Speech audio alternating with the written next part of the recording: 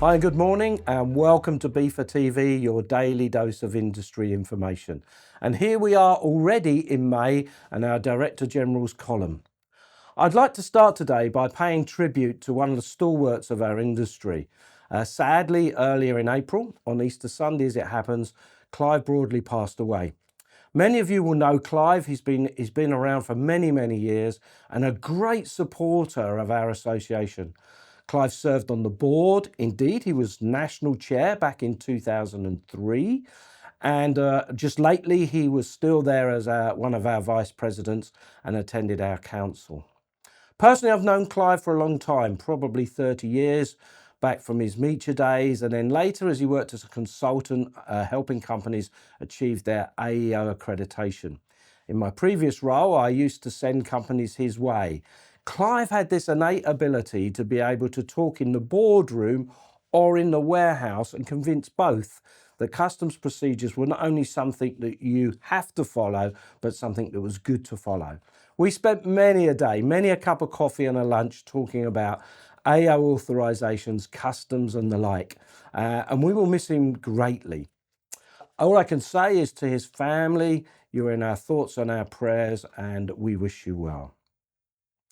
One of the things Clive would have been very proud of is the way in which we've engaged with different trade associations across the world. I've talked to you before about our work with Ethiopia and Ukraine. Well, earlier in the month, we had a visit from the trade association in Turkey. They came to see us because they are trying to promote AEO in their country and they want to help build mutual recognition between the UK government and the Turkish government. I am happy to say that we support that very much, and indeed we've been able to talk to the Department of Business and Trade to help them move all of this forward, and hopefully some sort of mutual recognition will come for us in the future.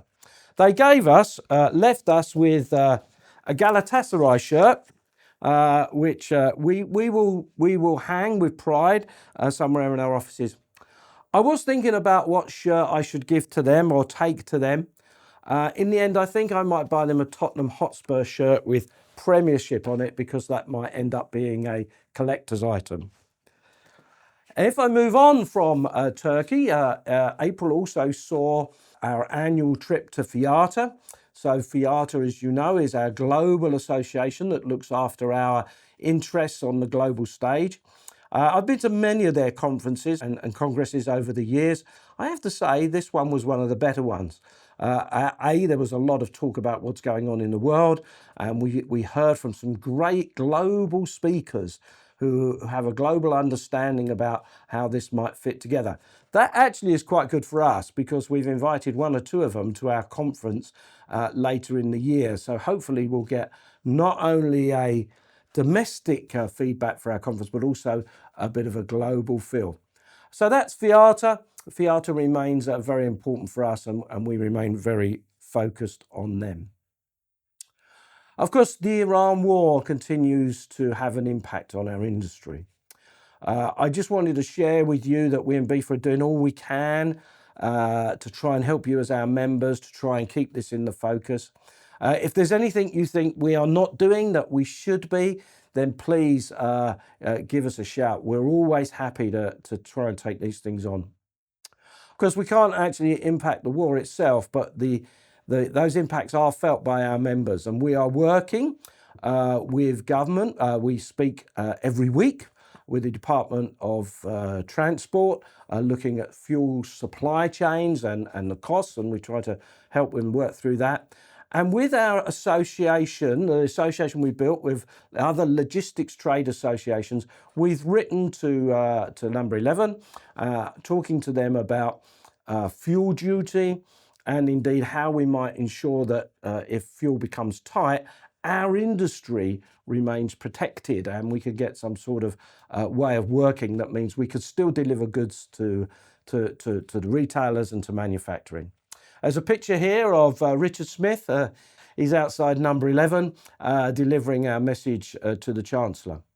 It's a good link actually, because Richard will be at our Business Leaders Forum in just a couple of weeks' time. 12th of May, we will be at ETC venues in central London. Richard is one of our key speakers. We also have speakers on ocean, on air, on the latest HR changes. Look, this is ongoing. There's a tremendous amount of information we will be able to share with you on that day.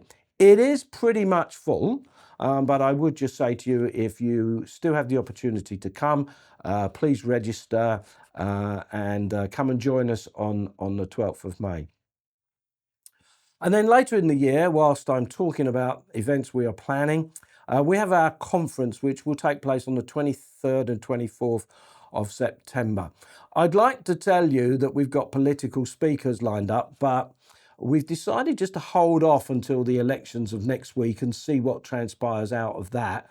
But nonetheless, the conference will be full of people that come to us with their knowledge and their expertise about our industry. And we will find some folks from politics to come and tell us what the government is thinking that might impact us in the years to come.